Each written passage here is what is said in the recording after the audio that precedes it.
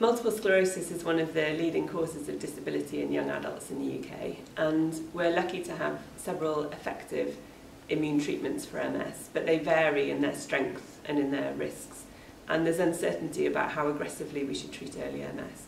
So some people would advocate using the most intensive treatments we have early, and other people would advocate using a stepwise escalation approach to therapy. And this study used data that's been collected over about 20 years in routine NHS clinics in South Wales. And we explored the outcomes of people with MS according to which approach they had with their therapy. And the key finding of the study was that although a stepwise escalation approach would generally be perceived as being a safer treatment option, it was associated with less favourable outcomes in the medium to long term. And that's important to patients right now, and it also is a strong rationale for a prospective study of these two approaches.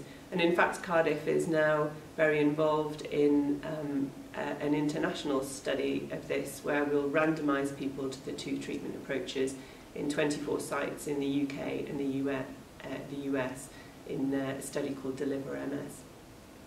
So the other thing that's important about this work is I think that it illustrates in a complex landscape like MS treatment how difficult it is now to do comparative clinical trials, and actually the value that routine data collected in NHS clinics can have in providing real-world evidence that can help to answer the questions that are important to patients.